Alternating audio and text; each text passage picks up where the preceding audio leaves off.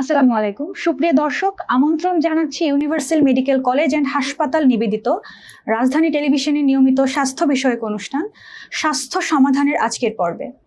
আজকের পুরো আয়োজন জুড়ে আপনাদের সাথে থাকবো আমি ডাক্তার ইসরাত জাহান। দর্শক, পুরুষ স্বাস্থ্যের অন্যতম একটি বিষয় হলো প্রোস্টেট গ্ল্যান্ড। প্রোস্টেট গ্ল্যান্ডের অনেক রকমের সমস্যা বয়সের সাথে সাথে প্রকট হয়। আজকে আমাদের আলোচনার বিষয় প্রোস্টেট গ্ল্যান্ডের নানাবিধ রোগ এবং এর প্রতিকার নিয়ে। এ বিষয়ে কথা বলার জন্য আমাদের সাথে উপস্থিত আছেন major general professor doctor MD Shahidul Islam sir, SGP retired, senior consultant urology department, universal medical college and হাসপাতাল। স্যার, আপনাকে আমন্ত্রণ জানাচ্ছি আমাদের আজকের আয়োজনে। ধন্যবাদ। সুধীমণ্ডলী, আসসালামু আলাইকুম, শুভ সন্ধ্যা। স্যার, আজকে আমাদের আলোচনার বিষয় প্রোস্টেট গ্ল্যান্ডের নানাবিধ রোগ এবং এর প্রতিকার নিয়ে। স্যার, প্রথমেই জানতে চাইবো প্রোস্টেট গ্ল্যান্ড আসলে কি এবং এটা আমাদের শরীরে কিভাবে কাজ করে? শুরুটা খুব সুন্দর আপনি প্রশ্ন করেছেন যে আমরা আলাপ করছি প্রোস্টেট গ্ল্যান্ডের উপরে, অথচ এটাই আমরা জানলাম না যে কি। এটা হচ্ছে যে এটা কিন্তু পুরুষ মানুষেরই শুধু থাকে, ঠিক মূত্রথলির নিচে ধরুন একটা সুপারির মতো, আখরোট ওই রকমের একটা গ্ল্যান্ড থাকে, এটা মাংসপিণ্ডের মতো থাকে, ওর মধ্য দিয়ে প্রস্রাবের নালীটা বের হয়ে চলে গেল ঠিক মূত্রথলির নিচে, যেটা যদিও এটা মূত্রথলির লাইনের মধ্যে, এটা কিন্তু একটা যৌনাঙ্গর একটা সেকেন্ডারি একটা অর্গান, এবং এটা বীর্য তৈরিতেও সাহায্য করে, বীর্য প্রোপেল করতেও সাহায্য করে। স্যার, এ পর্যায়ে জানতে চাইবো প্রোস্টেট গ্ল্যান্ডের সাধারণ কমন সমস্যাগুলো কি কি হয়? সাধারণ সমস্যার মধ্যে আমরা পাই, এটা প্রদাহ পাই, প্রোস্টেটাইটিস বলি আমরা, এটা যথেষ্ট পাওয়া যায়। আরও খারাপ হয়ে গেলে ওখানে অ্যাবসেস, ফোড়া তৈরি হয়ে যায়, পুঁজ জমে যায়। এরপরে যেটা খুব বেশি আমরা পাই সেটা হচ্ছে বয়সজনিত কারণে প্রোস্টেট গ্ল্যান্ড বেড়ে যায়, সেটাকে আমরা বলি বিপিএইচ অথবা BEP, benign enlargement of prostate, a cancer, এটা ক্যান্সার না। আর একটা তো জানেনই, সবার একটা ভীতি থাকে যে প্রোস্টেট গ্ল্যান্ডের ক্যান্সার। সাদামাটাভাবে এই রোগগুলোই আমরা ডিল করে থাকি। স্যার, তাহলে আমরা ফার্স্টে প্রোস্টাটাইটিসে যাচ্ছি। প্রোস্টাটাইটিস আসলে কি ধরনের সমস্যা? প্রোস্টাটাইটিস এটা এক ধরনের প্রদাহ, প্রোস্টেট গ্ল্যান্ডে এক ধরনের প্রদাহ। এটা অনেক সময় শুধু ইনফ্ল্যামেশন হয়, কোনো ব্যাকটেরিয়ার কোনো কিছু নাই, অথচ তার জ্বালা পোড়া হচ্ছে। এটা একটা। আর একটা অনেক সময় ব্যাকটেরিয়াল ইনফেকশন, রোগ জীবাণু যে ওখানে ঠাঁই বাঁধে, ইনফেকশন হয়। এ ধরনের রোগী সাধারণত দেখা যায় যে হঠাৎ করে বলে যে আমার ঘন ঘন প্রস্রাব হচ্ছে, প্রস্রাবে বেশ জ্বালা পোড়া করছে, তলপেটে একটু ব্যথা হচ্ছে, অথবা ঠিক পায়খানার রাস্তার পিছনে অন্ডকোষের সামনে ওই এরিয়াটাতে, পেরিনিয়াম বলি, ব্যথা হচ্ছে। সাধারণত এইভাবেই রোগগুলো আসে, এবং এটা ইয়াংদেরও হতে পারে, বয়স্কদেরও হতে পারে। স্যার, আমি জানতে চাইবো, এটা যেহেতু আপনি বললেন যে একটা প্রস্রাবের জ্বালা পোড়ার একটা ব্যাপার আছে এখানে, স্যার এরকম কি ব্যাপার আছে যে কোনো প্রফেশন রিলেটেড একটা ব্যাপার থাকে যে এই প্রফেশনের মানুষদের মধ্যে এই সমস্যাটা বেশি দেখা যাচ্ছে? এই ধরনের বলা খুব মুশকিল। তবে একটা জিনিস, যে ধরেন যে যারা হয়তো অনেক বেশি মোটা হয়ে গেছে, একটু অ্যানিম্যাল ফ্যাটগুলো বেশি খায়, তাদের বলা হয় যে অনেক সময় প্রোস্টেট গ্ল্যান্ডের বাড়তি বেড়ে যাওয়ার সম্ভাবনাটা বেশি হয়। কিন্তু ইনফেকশনটা একটা, যে পানি খাওয়াটা একটা ব্যাপার থাকতে পারে। এছাড়া যে কেন ইনফেকশন হয় এটা বলা মুশকিল। এর মধ্যে ধরেন কতগুলো রোগ, যেমন ডায়াবেটিস যাদের থাকে তাদের হতে পারে বেশি। আর এটা তো পুরুষদেরই হয়। তো এখানে জন্মগত ধরেন ত্রুটি আছে প্রস্রাবের রাস্তার লাইনে, সেখান থেকে হতে পারে ইনফেকশন। স্যার, আপনি যেহেতু অনেকগুলা লক্ষণের কথা অলরেডি বলেছেন, তবে স্যার এমন কোন লক্ষণগুলোকে আমরা ওয়ার্নিং সাইন বলতে পারি যেটা দেখলে আসলে খুব তাড়াতাড়ি ডক্টরের শরণাপন্ন হওয়া উচিত? ওয়ার্নিং সাইন, যে কোনো রোগ আপনি জানেন যে যত আর্লি আমরা ডায়াগনোসিস করতে পারবো তত কিন্তু রোগীর জন্য ভালো। তো এখন ধরুন আমি নর্মালি 2 লিটার হয়তো পানি খাই 24 ঘন্টায়, 2.5 লিটার পানি খাই, সুন্দর চলছি। আমার হঠাৎ করে দেখা গেল যে প্রস্রাবটা ঘন ঘন হচ্ছে, অথবা দেখা গেল যে একটু জ্বালা পোড়া করছে, অথবা দেখা গেল যে পেশাবটা আমি ধরে রাখতে পারছি না, অথবা এরকম হচ্ছে যে তলপেটে একটু ব্যথা, অনেক সময় ব্যাকের দিকেও ব্যথা যাচ্ছে, অথবা ওই যে বললাম পেরিনিয়াল রিজন, যেটা থলি এবং পায়খানা রাস্তার মাঝখানে যে জায়গাটা, ওখানে একটা অস্বস্তি লাগছে। এরকম হলে বুঝতে হবে যে আমার কিছু একটা ইউরিনারি ট্র্যাক্টের মধ্যে হয়েছে। রোগী তো সাধারণভাবে প্রোস্টেট বুঝতে পারে না, ইউরিনারি ট্র্যাক্টে আমার কোথাও মনে হয় প্রবলেম হয়েছে, তখন একটু ডাক্তারের শরণাপন্ন হওয়া ভালো। অসংখ্য ধন্যবাদ স্যার। স্যার এ পর্যায়ে জানতে চাইবো, প্রোস্টাইটাইটিসের ক্ষেত্রে সাধারণত কমন কি চিকিৎসা পদ্ধতি আছে বা আধুনিক চিকিৎসা কি কি বর্তমানে আছে? আধুনিক চিকিৎসার মধ্যে ধরেন আগে তো একটা ডায়াগনোসিস করতে হবে। একটা ডাক্তার সাহেব শুনলেন, শুনে একজন নিউরোলজিস্ট বুঝলেন যে হয়তো তার প্রোস্টেটাইটিস হতে পারে, তখন তার কিছু ইউরিনের টেস্ট আছে। অনেক সময় আমরা ইউরিনের টেস্ট করি, রুটিন টেস্ট করি, অনেক সময় কালচার করি। এমনও হয় যে প্রোস্টেটই প্রবলেম, তাহলে আমরা পায়খানা রাস্তা দিয়ে আঙুল দিয়ে প্রোস্টেট গ্ল্যান্ড থেকে অনেক সময় রস নিয়ে এটারও পরীক্ষা করি, করে আমরা দেখতে পারি। এছাড়া আরও সহজভাবেই একটা আলট্রাসোনোগ্রাম করা যেতে পারে। আলট্রাসাউন্ড করলে আপনি কিডনিটা কেমন, কারণ নল তো একটা, কিডনি, দুটো নল, মূত্রথলি, প্রোস্টেট গ্ল্যান্ড এবং পেশাবের রাস্তা দিয়ে পুরুষাঙ্গ দিয়ে বের হয়ে গেল। এই যে পুরো লাইনটার যখনই কোনো সমস্যা হবে তখন প্রশ্ন উঠবে কিডনি ঠিক আছে কিনা, মূত্রথলি ঠিক আছে কিনা, প্রোস্টেট গ্ল্যান্ডটা কেমন, এটা কি দেখতে সুন্দর একরকম, না এটা হেটেরোজেনাস বলি আমরা, কেমন এবড়ে থাবড়ে চেহারা হয়ে গেছে ইনফেকশনের জন্য। এই জিনিসগুলোর জন্য একটা আল্ট্রাসাউন্ড করা যেতে পারে। সাদামাটাভাবে এটুকুই, এর বেশি প্রয়োজন নাই আপাতত। যে একটা ইউরিন করলাম আমরা, দরকার হলে প্রোস্টেটের স্মিয়ার বলি ওটা করলাম আমরা, এবং আমরা একটা আল্ট্রাসাউন্ড করলাম, এটাতে একটা ধারণা পাওয়া সম্ভব। জি স্যার। স্যার এর পরবর্তীতে আমাদের ট্রিটমেন্ট প্ল্যানটা আসলে কিভাবে আগায়? ট্রিটমেন্ট প্ল্যান তো একটা হলো যে তার ইনফেকশন আছে কি নাই। যদি ইনফেকশন থাকে ডেফিনেটলি একটা অ্যান্টিবায়োটিক স্টার্ট করতে হবে। তারপরে তার সিমটম, যেটা সিমটম হিসাবে সিমটমের কিছু চিকিৎসা আছে, কিছু ওই অ্যালকালাইজার বলি আমরা, ওটা দিই। অনেক সময় পেইন কিলার আমরা দিতে পারি, তাকে পানি খাওয়ার পরামর্শ দিই। তারপরে এমনও হয় অনেক সময় দেখা যায় যে তার প্রস্রাব করতে কষ্ট হচ্ছে, প্রোস্টেটের পেশাব করতেই কষ্ট হচ্ছে, তখন আমাদের দরকার কি মূত্রথলি থেকে পেশাবটা যাতে রিল্যাক্সলি বের হতে পারে, এই জন্য কিছু ওষুধ আছে যেগুলো আমরা প্রোস্টেট গ্ল্যান্ডের যারা বৃদ্ধিজনিত সমস্যায় ভোগে সেসব ওষুধও আমরা দিতে পারি। এটা নির্ভর করে তার সিমটমের উপরে, এবং এটা আরও নির্ভর করে যে তার কোনো রোগ জীবাণু আছে কিনা, প্রোস্টেটাইটিসটা ব্যাকটেরিয়াল কিনা, এটার উপরে নির্ভর করে সাধারণত। স্যার জানতে চাচ্ছি, বর্তমান সময়ে আসলে না আমাদের সামগ্রিকভাবে চিন্তা করলে দেখা যায় যে আমরা অনেক সময় অনেক লক্ষণকে ইগনোর করি, উপেক্ষা করে যাই, এবং প্রস্রাবের জ্বালাপোড়া হলেও তারা হয়তো লোকাল ফার্মেসিতে যাচ্ছে, কিছু ওষুধ নিচ্ছে, খাচ্ছে। তো আমার কথা হচ্ছে স্যার, যদি আমরা ট্রিটমেন্টটা প্রপারলি না করি সেক্ষেত্রে আসলে কমপ্লিকেশন কি হতে পারে এক্ষেত্রে? এখানে দেখেন সব থেকে বড় কথা যে এই যে যেটা বললেন লোকাল ফার্মেসি, আমাদের দেশে তো ওভার কাউন্টার মেডিসিনের কোনো অভাব নাই। একটা হয়তো যারা বিক্রি করছেন ওষুধ, ওনারা ওইভাবে সচেতন না, রোগীরাও দেখে যে আবার যাব একটা ডাক্তার দেখাবো, এটা ঠিক না। তাকে আসলে একটু ডাক্তারের পরামর্শ নেওয়াটাই ভালো হবে। আর এটা যদি লিঙ্গার করতে থাকে, আপনি বুঝতেই পাচ্ছেন যে পেশাবের নালী হচ্ছে ওইটা, ওখানে ইনফেকশন হয়তো একটা রোগীর অনেক কিছু হয়ে যেতে পারে, যে দেখা গেল যে তার আলটিমেটলি সেপসিস হয়ে গেছে, যে খারাপ অবস্থায় চলে গেছে। তারপরে যদি প্রস্রাবের ইনফেকশন ধরেন চলতেই থাকে তো দেখা যাচ্ছে তার কিডনির উপরে প্রভাব পড়ছে, এটা গেল তার যৌন জীবনের উপরে প্রভাব পড়ছে। সব কিছু মিলিয়ে প্রোস্টেটাইটিস, এবং অনেক সময় দেখা যায় ক্রনিক প্রোস্টেটাইটিস যাদের থাকে, পেশেন্ট কন্টিনিউয়াস সাফার করতে থাকে এই জ্বালা পোড়ায়, তো এটাও তার নর্মাল ডে টু ডে লাইফও তো নষ্ট হয়ে যাচ্ছে। তো সব কিছু মিলাই তাকে আমার মনে হয় একটু খেয়াল করা দরকার যে এই যে আমি প্রস্রাবটা ঠিক মতো করতে পারছি না, এই যে আমার জ্বালা পোড়া হচ্ছে, এখান থেকে কি আমার কিডনিটা ড্যামেজ হয়ে যাচ্ছে কিনা, এগুলো তো খেয়াল রাখা দরকার। তার মানে স্যার আমাদের সচেতন হওয়াটা ভীষণই জরুরি, খুবই দরকার, সচেতন হওয়া দরকার স্যার, যে কোনো লক্ষণকে আমরা যেন উপেক্ষা না করি।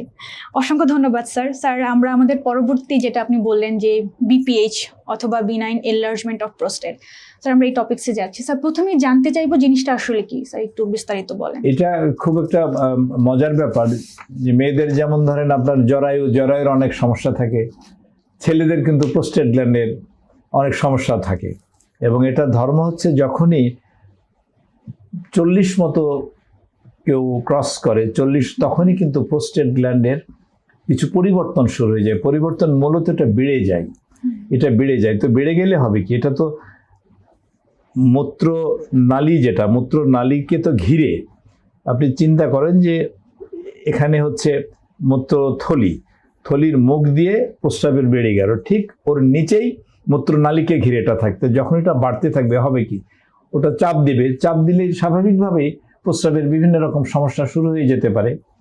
এটা একটা জিনিস। আর একটা যখন বয়স আর একটু বাড়তে থাকে, তখন স্বাভাবিকভাবে তার মূত্র নালীর যে নার্ভগুলো এখানেও কিছু ডিস্টার্ব হয়, সেটা একটা কারণ। তো দেখা যাচ্ছে যে দুটো কারণ, একটা যে মেকানিক্যাল ডিফেক্টটা, মেকানিক্যাল বলতে বোঝাচ্ছি যে একটা ক্যানালের মধ্যে আপনি পানি দিচ্ছেন, ওখানে কতগুলো ইট ফেলে দিলেন, অথবা আপনার পাটা ভেঙে গেল, তাহলে কি ঘটবে, ঠিকমতো পানি তো যেতে পারবে না। এখানে কিন্তু এভাবে চিন্তা করেন যে মূত্রথলি দিয়ে সুন্দরভাবে প্রস্রাব বেরোচ্ছে, ওর নিচেই সুপারির মতো ওই প্রোস্টেট গ্রন্থিটা বসে আছে, ওইটা বেড়ে যাচ্ছে, তখন কি হবে, সামনে সাইডে বিভিন্ন দিকে চাপ খাবে, চাপ খালে অটোমেটিক্যালি তার প্রস্রাবের বিভিন্ন রকম সমস্যা শুরু হয়ে যাবে। স্যার জানতে চাইবো, আপনি বলেছেন যে বয়স বাড়ার সাথে সাথে এটা আসলে বাড়তে থাকে এবং এটা হওয়ার পসিবিলিটিজই বেশি থাকে। স্যার তরুণদের মধ্যে কি এটা দেখার কোনো চান্স?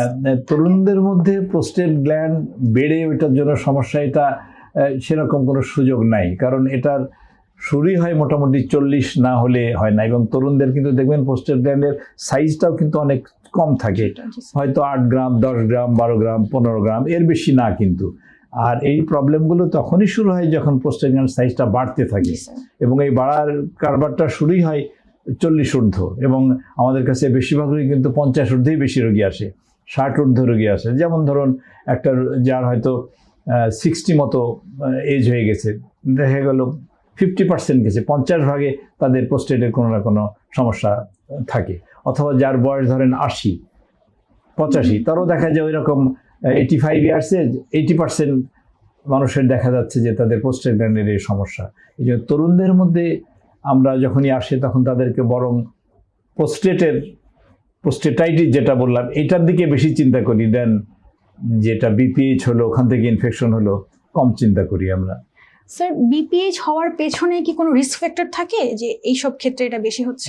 একটা হচ্ছে যে তার তো দুটো কারণ, যে হরমোনাল, বয়সজনিত কারণে যে হরমোনাল যে ব্যাপারটা, যে আপনার মর্দ হরমোন কোনটা, টেস্টোস্টেরন, এই টেস্টোস্টেরন, আর একটা হচ্ছে যে মেইলি হরমোন যেটা এস্ট্রোজেন। বলা হয় যে শরীরের মধ্যে এটার একটা ইমব্যালেন্স হয়, এই ইমব্যালেন্স হলে তখন প্রোস্টেট গ্ল্যান্ডের স্ফীতিটা তৈরি হয়ে যায়। এছাড়া রিস্ক ফ্যাক্টর বলতে যেটা আপনি বোঝাচ্ছেন না যে প্রোস্টেট গ্ল্যান্ড হলো এখান থেকে ক্যান্সার হয়ে গেল কিনা, এটা পার্সি এরকম সম্ভাবনা কম, কিন্তু অন্যান্য রিস্ক ফ্যাক্টর তো আছেই। প্রোস্টেট গ্ল্যান্ড বাড়লে আপনার প্রস্রাব ঠিকমতো হচ্ছে না, দেখা গেলো আস্তে আস্তে আপনার মূত্রথলির মধ্যে ইনফেকশন হচ্ছে, আপনার মূত্রথলির মধ্যে পাথর তৈরি হচ্ছে, আপনার মূত্রথলি বড় হয়ে যাচ্ছে, ব্যাক প্রেশার দিচ্ছে, কিডনি ফেলের দিকে চলে যাচ্ছে, কারো কারো দেখা যাচ্ছে যে একটু রক্ত বেরোচ্ছে, ক্রনিক ইউরিন ইনফেকশন থাকছে, এবং কারো কারো দেখা যাচ্ছে পেশাব আটকায় যাচ্ছে। তো এগুলো তো হতেই পারে, কিন্তু এছাড়া রিস্ক ফ্যাক্টর ঠিক ওইরকম যে ওখান থেকে হুট করে যেটা আমাদের রোগীরা যেটা জানতে চায় যে আমার ক্যান্সার হবে কিনা, এটার সম্ভাবনা একটু কম।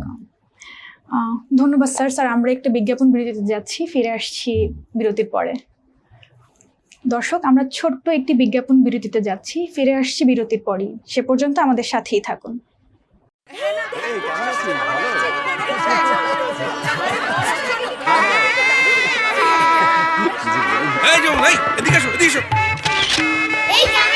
আরে বিয়ে সাহেব যে রেস্ট নেন, মেয়ের বিদায়ের দিন, বাবা রেস্ট নিতে পারে। আরে আপনি বসেন। ঠিক আছে ঠিক আছে। এই না না না, তুই টেনশন করিস না মা।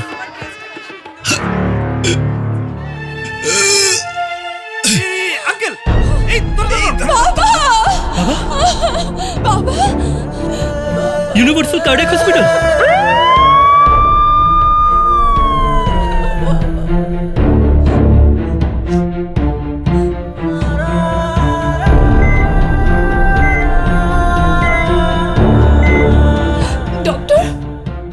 আপনার বাবার কি আগে কখনো বুকে ব্যথা হয়েছে? মাঝে মাঝে করতো, কিন্তু গ্যাসের ব্যথা মনে করে খুব একটা গুরুত্ব দিত না।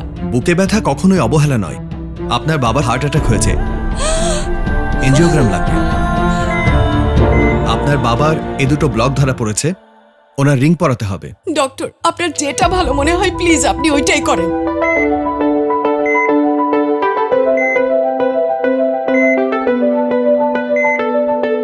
থাকুন নির্ভয়ে, আছে হৃদরোগের বিশ্বমানের চিকিৎসা সেবা। Universal cardiac hospital. বাবা, কাঁদছিস কেন পাগলি? আমি তো ভালো হয়ে গেছি। ইউনিভার্সাল কার্ডিয়াক হসপিটাল আছে আমার পাশে। ওরা আমার হৃদয়ের বন্ধু। যখন আপনার পাশে ইউনিভার্সাল কার্ডিয়াক হসপিটাল, আপনি আর একা নন। ইউনিভার্সাল কার্ডিয়াক হসপিটাল, আপনার হৃদয়ের আরো কাছে। একটু তাড়াতাড়ি জান না ভাই। এক রাজা খুব অসুস্থ। রাজকন্যা কোথাও চিকিৎসা পেল না, সবাই তাকে ফিরিয়ে দিল। রাজকন্যা রাজাকে নিয়ে এলো ইউনিভার্সাল হাসপাতালে। আমার বাবা মা দিনরাত এভাবেই কাটে। বিশ্বাস হলো না তোমার? দাঁড়াও দেখাচ্ছি। সুপারহিরো ডাক্তার, নার্স এবং আধুনিক সব যন্ত্রপাতি নিয়ে universal medical college and hospital দিনরাত 24 ঘন্টায় নিয়োজিত আছে আপনার সেবায়। Universal medical college and hospital, চাই হাসি মুখ সবার।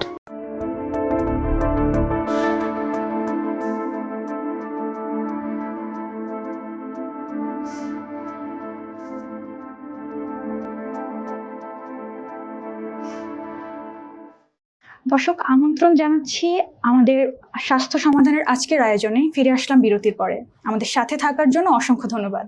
ফিরে যাচ্ছি আজকের মূল আয়োজনে। স্যার, আপনাকে আবারও আমন্ত্রণ জানাচ্ছি আমাদের আয়োজনে।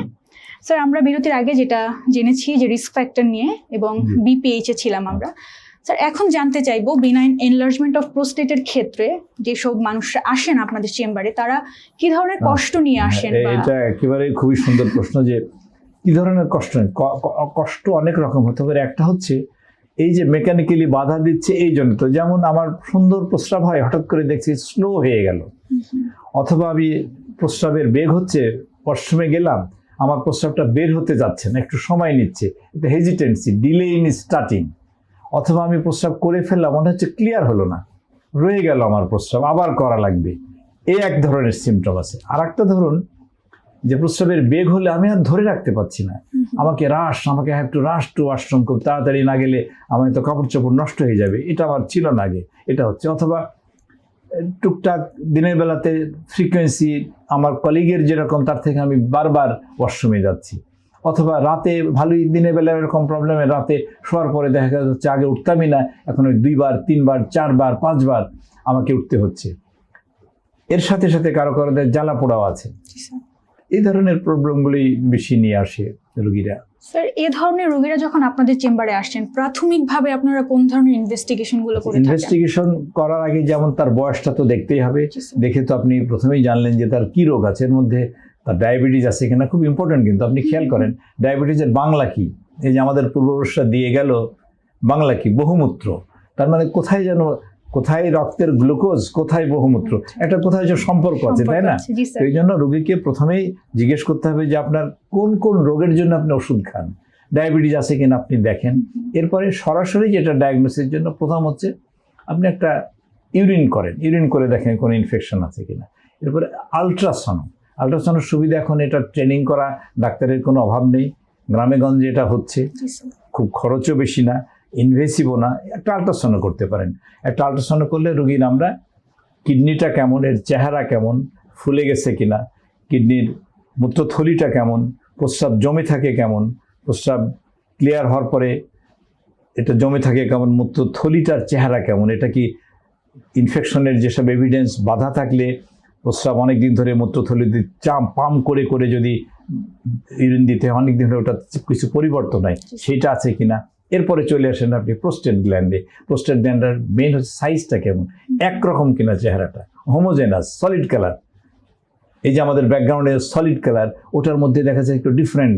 এগুলো সাসপিশাস, যেটা ইনফেকশনের জন্য হতে পারে, ক্যান্সারের জন্য হতে, এগুলো হতে পারে। তার সাইজ দেখলেন, ওটার শেপ দেখলেন, এই মোটামুটিভাবে আল্ট্রাসাউন্ড একটা করলেন, ইউরিন করলেন। আর একটা হচ্ছে, এটা আগেই বলেছি, কিডনি থেকে নালী কিন্তু একটাই, অতএব কি আসবে, ফাংশন। ক্রিয়েটিনটা দেখতে হবে যে ক্রিয়েটিনটা ঠিক আছে কিনা, সে কানে হাত দেওয়ার মতো, যে আগেই দৌড়াই না দেখি কানে হাত দিয়ে, সেরকম ক্রিয়েটিনটা ঠিক আছে, ভেরি ইম্পর্টেন্ট। তাহলে কি কি দাঁড়ালে একেবারে সাদামাটাভাবে একটা ক্রিয়েটিনিন, একটা হচ্ছে রুটিন একটা ইউরিন টেস্ট, একটা আলট্রাসোনোগ্রাম, আর হচ্ছে একটা ফ্লোমেট্রি। ফ্লোমেট্রিটা কিছুই না, আপনি পানি খাবেন, ওয়াশরুমে যাবেন, ওয়াশরুমে যেয়ে দাঁড়ায় ওই ওয়াশরুমটা আমাদের জন্য একটা মেশিন, আপনার জন্য একটা সিম্পল একটা কমোড রোগীর জন্য, ওর মধ্যে দাঁড়ায় প্রস্রাব করবেন। বের হয়ে আসলে রোগীকে একটা ইসিজির মতো একটা কাগজ দেবে, সেখানে আমরা দেখি যে তার ফ্লোটা কেমন, কতটুকু প্রস্রাবে উনি শুরু করেছেন, তারপরে কত সময় ধরে ক্লিয়ার করলেন, এই জিনিসগুলো একটা ধারণা আমরা পেয়ে যাব। আর একটা টেস্ট এটা কিন্তু করতে হয় অনেক সময়, সেটা হলো PSA, রক্তের একটা মার্কার। জি স্যার। এই PSAটা এটা আমরা করি, যেটা নর্মাল লেভেলে আছে না বেড়ে গেল, এটা সম্পর্কে পরে আমরা আবার হয়তো বলবো যে একটা PSA করতে হয়। তাহলে এই মোটামুটি গোটা কয়েক টেস্ট করলেই আমরা একটা ধারণা পেয়ে যাই। স্যার এ পর্যায়ে জানতে চাইবো বিনাইন এনলার্জমেন্ট অফ প্রোস্টেটের ক্ষেত্রে আধুনিক চিকিৎসা পদ্ধতি। আচ্ছা, চিকিৎসা এটাকে আমরাও একইভাবে, কারণ আপনারা তো কেউ অপারেশন তো কেউ করতে চায় না সহজে, তাই না? এই জন্য ওই সায়েন্টিস্টরা ওইভাবে আস্তে আস্তে মেডিসিনই তৈরি করেছেন।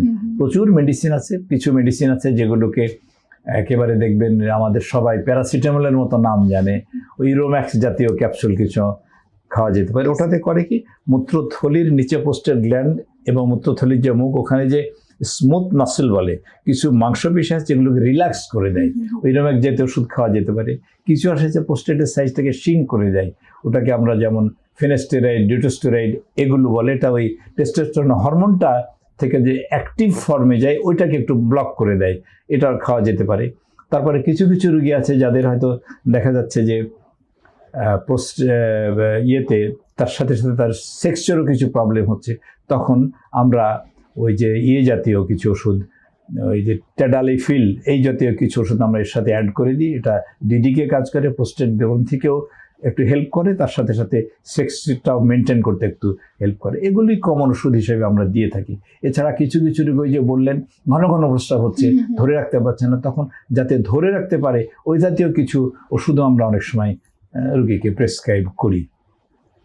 ধন্যবাদ স্যার। স্যার আপনি বলে ফেলেছেন অলরেডি, আমিও আসলে জানতে চাইতাম যে আসলে সেক্স লাইফকে এটা কিভাবে প্রভাবিত করতে পারে। এখানে একটা জিনিস দেখেন, ওই যে মুশকিল হলো যে আমাদের সাবজেক্টটা হয়ে গেছে কি, যে একটাই কিন্তু নালী, একটা নালী, এটাই কিন্তু মানুষের কনজুগাল লাইফ, সেক্স লাইফটা বলেন, তার এবং তার সাথে তার লাইফ, অর্থাৎ এই যে প্রস্রাব বের করে দিচ্ছে, এই দুটো একসাথে। তো এখন যখনই এটার একটা হ্যাম্পার হবে, তখন তো একটা সাইকোলজিক্যাল একটা অ্যাসপেক্ট তো থাকেই। এছাড়া প্রোস্টেটের প্রবলেম কাদের হয়, বয়স একটু বাড়লে, তো বয়স বাড়লে তো একটা উইনিং সেক্স অলরেডি তার থাকেই, এটা তো অস্বীকার করার, আল্লাহ তাআলা ওইভাবেই শরীরের প্যাটার্নটা করে দিয়েছে যে বয়স বাড়বে সেক্সটা কমবে, সেটা তো একটা থাকে। তারপরে প্রোস্টেট গ্ল্যান্ডের জন্য তার একটা মেন্টাল ইয়ে থাকে যে প্রস্রাব ঠিক মতো হয় না, ঘন ঘন পেশাব হয়, একটা এক ধরনের অস্বস্তি, তখন এটা অটোমেটিক্যালি সেক্সের উপরে প্রভাব কিছু পড়তে পারে। কিন্তু পার্সি প্রোস্টেট গ্ল্যান্ড বেড়ে গেল, সেক্স না, বহু রোগী আছে যাদের প্রোস্টেট অনেক বড় কিন্তু সুন্দর, তার সেক্স লাইফে কোনো প্রবলেম নেই। কারণ আমাদের প্রত্যেকটা রোগীকে কিন্তু এই প্রশ্নগুলো আমাদের করতে হতে হয়, রোগী নিজে থেকে স্বপ্রণোদিত হয়েও বলে। তো এই জন্য প্রোস্টেট গ্ল্যান্ড বাড়বে আর সেক্স লাইফ নষ্ট হবে, এটা বলা ঠিক হবে না। আচ্ছা স্যার, ধন্যবাদ। স্যার আমাদের কোনো প্রিভেন্টিভ মেজার আছে এক্ষেত্রে? যেটা প্রিভেন্টিভ মেজার আসলে প্রোস্টেট গ্ল্যান্ডের জন্য প্রিভেন্টিভ মেজার কিন্তু সেরকম নাই। কিন্তু প্রিভেন্টিভ মেজার কি, যেমন ধরুন ওই যে বললাম যে আপনার জেনেটিক একটা ধরেন আছে, সেখানে তো আপনার কিছু করার নাই। কিন্তু ওই যে একটা বললাম যে আপনি অনেক মোটাসোটা একটা মানুষ, অথবা আপনার এক্সারসাইজই নাই শরীরে, এই জাতীয় গ্রুপের একটু বেশি হয় বলা হয়। আর এছাড়া সেরকম যে প্রিভেন্টিভ মেজার আমি মনে করি না যে খুব বেশি এটার জন্য পাওয়া যায়। তবে একটা জিনিস অনেকেই বলতে চায় যে যদি ইজাকুলেশন হয় নিয়মিত, তাতে কিন্তু কনজেশন, যেটা প্রোস্টেটের মধ্যে ফ্লুইড থাকে, কনজেশনটা কম হয়, এটা কিন্তু তার প্রোস্টেট গ্ল্যান্ডের ওই বৃদ্ধির জন্য কিছুটা ভালো বলা যায়। যে হয়তো যে যারা সেক্স করছে তাদের কি প্রবলেম হচ্ছে, নো, এটা প্রবলেম হওয়ার কোনো কারণ নাই। কারণ এই যে কনজেশন থেকে যে ইয়ে হচ্ছে, একটা যে একটু স্ট্যাগন্যান্ট হয়, এটা থেকে আমার মনে হয় একটু ভালোই। এছাড়া প্রিভেনশনের আর কোনো সুযোগ নাই। যেমন আপনার চুল পেকে গেল, দাঁত ক্ষয়ে গেল, শরীরের চামড়া ঝুলে গেল, এগুলো প্রিভেন্ট করা, যেমন ব্রেন কমে ডিমেনশিয়া হয়ে গেল, প্রোস্টেট গ্ল্যান্ড বয়স বাড়বে, প্রোস্টেট গ্ল্যান্ড পরিবর্তন হবে, এবং এটা এর সাথে সাথে আপনার হেলদি লাইফ স্টাইলটাকেই আপনাকে ঠিক রাখতে হবে। হেলদি লাইফ স্টাইলটা করলেই চলবে। স্যার আলটিমেটলি আমাদের lifestyle modification is very important I think Very important. G sir. Sir ধন্যবাদ স্যার। আমরা এই পর্যায়ে প্রোস্টেট ক্যান্সার নিয়ে আলোচনায় আসবো। স্যার ক্যান্সার নামটা শুনলেই আমাদের মধ্যে একটা ভয় Exactly. কাজ করে।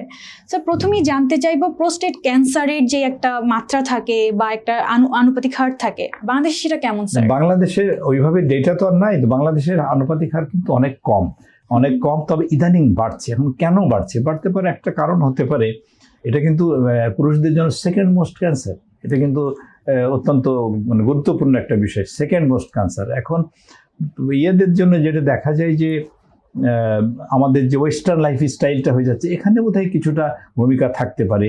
তারপর অনেকজন মোটা হয়ে যায়, এটা একটা কারণ হতে পারে। জেনেটিক কিছু প্রিডিসপোজিশন থাকে, যেমন ধরেন যারা আফ্রিকান আমেরিকান দেখা যাচ্ছে যে প্রোস্টেট ক্যান্সার তাদের বেশি, তাদের এটার ইয়েও খারাপ, রেজাল্টও তাদের খারাপ। তো বাংলাদেশে সেই হিসাবে অতটা বেশি না, কিন্তু এখানে দুটো জিনিস, লঞ্জিভিটি বেড়ে যাচ্ছে আমাদের, বয়স আমাদের ডায়াগনস্টিক মেথডগুলো সুন্দর হয়ে গেছে, কুইক আমরা ডায়াগনোসিস করে ফেলছি, এই জন্য মনে হচ্ছে যে আরও সংখ্যাটা বেড়েই যাচ্ছে। এটা একটা হতে পারে। স্যার প্রোস্টেট ক্যান্সারের যে রোগীগুলো আপনারা পান তাদের মধ্যে কি কোনো লক্ষণ থাকে যেটা খুব ভিজিবল বা যেটা দেখে এটা বোঝা হচ্ছে যায়? মানে একটা খুব সাংঘাতিক ব্যাপার যে প্রোস্টেট গ্ল্যান্ড এবং বেনাইন প্রোস্টেটিক এনলার্জমেন্ট, যেটা ক্যান্সার না যেটা, এবং এটা কিন্তু সিমটম অনেক সময় একই রকম হয়। ঠিক দেখা যাচ্ছে পেশাবের একটু ফ্লোটা কমে গেল, ধারাটা কমে গেল, পেশাব রয়ে যাচ্ছে, অনেক সময় পেশাবে রক্তপাত হতে পারে, কোনো সিমটমও না থাকতে পারে। অনেক সময় এটা ছড়াই গেলে হাড্ডিতে খুব তাড়াতাড়ি ছড়ায়, বিশেষ করে কোমরের হাড্ডিগুলোতে। ব্যাক পেন নিয়ে আসছে, এবং কোনো রোগী আসে মাঝে মধ্যে যারা ব্যাক পেন নিয়ে আসছে। আমি রিসেন্ট 2টো রোগী পেয়েছি যাদের কমপ্লেন ব্যাক পেন একটু, এবং যখন আমি পিএসএ করলাম, এই যে একটা মার্কার বলেছিলাম, এই পিএসএটা অনেক বেশি বেড়ে গেল, তখনই আমার সন্দেহ হলো। তার ডিআরই করে দেখি যে না, ডিআরিতেই বোঝা গেল যে দেয়ার ইজ সাম প্রবলেম।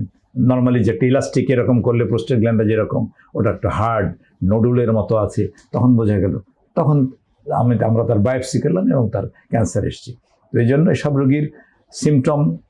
আর একটা হচ্ছে যে রোগীর মাথায় থাকতে হবে যে আমার বাবা, আমার ভাই এরা প্রোস্টেট ক্যান্সারের রোগী ছিল কিনা, তাহলে ভেরি ইম্পর্টেন্ট তাদের জন্য এটা ভেরি ইম্পর্টেন্ট মাথায় রাখতে হবে। আর সিমটম, বিপিএসের সিমটম এবং প্রোস্টেট ক্যান্সার মোরাললেস সেম। যদি অ্যাডভান্স হয়, in that case special add হয় ব্যাকে, অথবা অনেক সময় পেশাবে রক্ত যায়, অনেক সময় বেশি খারাপ হলে তো কিডনি ফেল পর্যন্ত নিয়ে একসাথে হাজির হয়ে যায়। এদের সংখ্যা কম যদিও। স্যার আপনি যেহেতু বললেন যে বিপিএইচ এর সাথে ক্যান্সারের একটা সামঞ্জস্যতা আছে, স্যার সেক্ষেত্রে কি ইয়াংদের মধ্যে আমরা প্রোস্টেট গ্ল্যান্ডটাকে না, এখানে ব্যাপার আছে যে না, যে বিপিএইচ এর সিমটমগুলো একই রকম হতে পারে, এটা কিন্তু ক্যান্সারের তো একটা বয়স আছে, খুব আর্লি এজে এগুলো তো হওয়ার সম্ভাবনা খুবই কম। 2 নম্বর হচ্ছে যে যাদের ধরুন ওই যে বললাম first grade relation, father brother, তারা প্রোস্টেট ক্যান্সারের রোগী ছিল, তখন একটু অল্প বয়সেই এটা প্রিভেনশন, যাই হোক একটু স্ক্রিনিং করা ভালো। তো স্ক্রিনিংয়ে কী করবেন, ডাক্তারের কাছে যাবেন, একটা পিএসএ টেস্ট দিবে আপনাকে, তারপরে উনি আঙুল দিয়ে ডিজিটাল রেকটাল এক্সামিনেশন বলি আমরা, উনি দেখবে যে প্রোস্টেটটা কনসিস্টেন্সি, সাইজ, এগুলো কোনো সন্দেহের উদ্রেক করে কিনা, এটা উনি দেখবে। এর মধ্যে কোনো নোডুল, ছোট ছোট কোনো দানার মতো কিছু আছে কিনা, এগুলো উনি দেখবে। এটুকুই কিন্তু যথেষ্ট। এখন ধরুন আমি পাগল হয়ে গেলেন, যেন আমার একটা রোগী আমি পেয়েছিলাম একজনই পেয়েছি এরকম, যে পিএসএ উনি প্রতি মাসেই করেন। পরে আমার কাছে 1 বছর পরে যখন আসছেন, আমি দেখলাম ওনার 11 মাসে 12টা পিএসএ করেছে, কোনো কারণ ছাড়া। এটা এইভাবে ভয় ধরাই দেওয়া যাবে না, ডাক্তার ডিসিশন নেবে। যে হয়তো পিএসএ একটা করলেন, দেখলেন যে পিএসএটা হয়তো 1-এর নিচে, তার ফ্যামিলিতে কোনো হিস্ট্রি নাই, আপনার কাছে ডিআরি করে ওরকম মনে হয়নি, আল্ট্রাসাউন্ড করলেন সেখানে প্রোস্টেট সুন্দর আছে, তার পিএসএ কেন ডেইলি করতে হবে? হয়তো আপনি 2-3 বছর পরে আবার একটা করলেন, রিপিট করলেন। এই পিএসএ খুব একটা ইম্পর্টেন্ট ইস্যু। আর একটা আল্ট্রাসাউন্ডের চেহারাটা দেখলেন, তাহলে পিএসএ গেল, আল্ট্রাসাউন্ড করো, আর একটা ডাক্তার নিজে একটা ডিজিটাল রেকটাল এক্সামিনেশন করে দেখলেই কিন্তু একটা মোটামুটি একটা ধারণা দিয়ে দেওয়া যাবে যে তোমার এখন প্রোস্টেট ক্যান্সারের কোনো লক্ষণ আপাতত দেখি না। বোঝা গেছে? কিন্তু এমনি শুধু দৌড়ায় বেড়াচ্ছেন আর কয়েকদিন পর একটা টেস্ট করছেন, এটার কিন্তু দরকার নেই।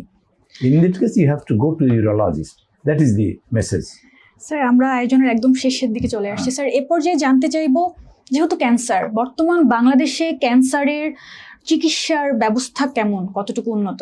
আচ্ছা, এখানে ক্যান্সার আগে একটা বলি যে বিপিএইচ যেটা ছিল জি স্যার। আপনার ইয়েতে হলো না, আপনার কি বলে যে ওষুধ দিয়ে হচ্ছে না, তার পেশাব আটকায় যাচ্ছে, অথবা তার কোয়ালিটি নষ্ট হয়ে গেছে, বারবার পেশাব করে, অথবা পেশাব করে অনেক সময় নিচ্ছে, পেশাব ঠিকমতো হচ্ছে না, এক্ষেত্রে তখন তো তাকে অপারেশনে যেতে হবে। বিভিন্ন রকম অপারেশন আছে, পেট কেটে, পেট না কেটে পেশাবের নালি দিয়ে, লেজারের সাহায্যে বিভিন্ন রকম অপারেশন বাংলাদেশে অ্যাভেলেবল আছে। এগুলো খুব ভালো, পেশেন্ট 2-3 দিনের মধ্যেই বাসায় চলে যেতে পারে, কোনো সমস্যা নেই। এবার আসেন, কি বলছিলেন আপনি যে স্যার বর্তমান প্রেক্ষাপটে আসলে আর কি কি চিকিৎসা পদ্ধতি আছে? প্রথম হচ্ছে ডায়াগনোসিসটা করলেন। মজার ব্যাপার হচ্ছে প্রোস্টেট, অনেক প্রোস্টেট ক্যান্সার আছে কিছুই হয় না, জি স্যার। একটা ধরা পড়লো আছে, বাস অবজার্ভ করলাম, আমরা এটা অবস্থা বুঝে অবজার্ভ করলাম। অবজার্ভ কিছুদিন পর পরে আসবে, ডাক্তার আবার কিছুগুলো বেসিক টেস্ট করে দেখবে, দেখি যে এটা ডিটোরিয়েট করছে না, এভাবেই চলবে। আর একটা গ্রুপ আছে যে যাদেরকে কনফাইন, একেবারে প্রোস্টেট গ্ল্যান্ডের মধ্যেই কনফাইন, এই ক্ষেত্রে পুরো প্রোস্টেট গ্ল্যান্ডটাকে অপারেশন করে ফেলে দেওয়া যেতে পারে। এটাকে আমরা রেডিক্যাল প্রোস্টেট, পুরো প্রোস্টেট গ্ল্যান্ডটাকে আমরা ফেলে দিই, জি স্যার। ফেলে দিয়ে মূত্র নালীটাকে মূত্রথলির সাথে জোড়া লাগাই দিই, মানে প্রোস্টেটই থাক না, মানে একেবারে পুরো কালপিটটাকে আপনি সরাই দিলেন, এটা একটা আছে। আর যদি রোগী হয়তো করতে চাচ্ছে না অথবা যে কোনো কারণে, তখন একটা রেডিওথেরাপি দিই। এছাড়া এর বাইরে যেগুলো আছে সেগুলো হচ্ছে হরমোন থেরাপি আছে, জি স্যার। কেমোথেরাপি আছে, হরমোন থেরাপি বিভিন্ন রকমের আমরা দিই, যাতে ওই প্রোস্টেট গ্ল্যান্ডের ওই হরমোনের জন্য ওই এটা বৃদ্ধিটা না হতে পারে আর, এবং ওটা কি বলে ওটাকে, যে প্রোস্টেট সেলগুলো, ক্যান্সার সেলগুলো যাতে মারা যায়। তাহলে আমরা এখানে কি পেলাম? একটা হলো যে পুরো কেটে ফেলা যায়, অবজার্ভ করা যায়, কিন্তু এটা মাথায় থাকতে হবে যে আমার তো ক্যান্সার, ওই এটাকে কাউন্সিলিং করতে হবে যে তোমার কোনো অপারেশন প্রয়োজন নাই, কিন্তু তুমি মাঝে মধ্যে আমাদের কাছে আসতে ভুলবা না। তখন আমরা দেখবো যে না, কিছু করার, যখনই দেখা যাবে যে তার হয়তো পিএসএ বেড়ে যাচ্ছে অথবা কোনো চেঞ্জ হচ্ছে আল্ট্রাসাউন্ড, এরকম যখন হবে, অথবা ডিআরিতে কোনো ফিলিং, তখনই আমরা সাথে সাথে অপারেশনে চলে যাব। এরপরে নেক্সট আসেন অপারেশনের প্রোস্টেট ফেলে দেওয়ার একটা অপারেশন। আর কি আছে, অনেক সময় আমরা গরিব রোগী, প্রোস্টেট ফেলে দিলাম, মনে হচ্ছে এরপরেও ছড়াই যাওয়ার একটা ভয়, ক্যান্সারের ওষুধের অনেক দাম, সেক্ষেত্রে আমরা অন্ডকোষও ফেলে দিই, 2টা অন্ডকোষ ফেলে যে গ্রামে রোগী চলে যাও, কিছুদিন পরে আবার এসো, এটাও কিন্তু একটা ভালো চিকিৎসা আমাদের দেশে কিন্তু বটেই।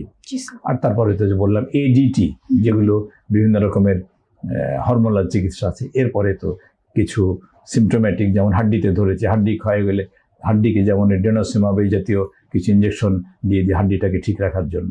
তারপরে ওদিকে চলে আসেন কেমোথেরাপি আমরা অনেক সময় দিই, এটা অবস্থা বুঝে আর কি। স্যার অসংখ্য ধন্যবাদ আমাদের সাথে থেকে এত গুরুত্বপূর্ণ আলোচনা করার জন্য। আপনাকে ধন্যবাদ, দর্শক মণ্ডলী আপনাদের অসংখ্য ধন্যবাদ। দর্শক, কোনো সাধারণ লক্ষণ উপেক্ষার বিষয় নয়, সচেতন থাকুন এবং সুস্থ থাকুন। আপনাদের সকলে সুস্বাস্থ্য কামনা করে পরবর্তী অনুষ্ঠান দেখার আমন্ত্রণ জানিয়ে শেষ করছি আজকের মতো। ধন্যবাদ সবাইকে।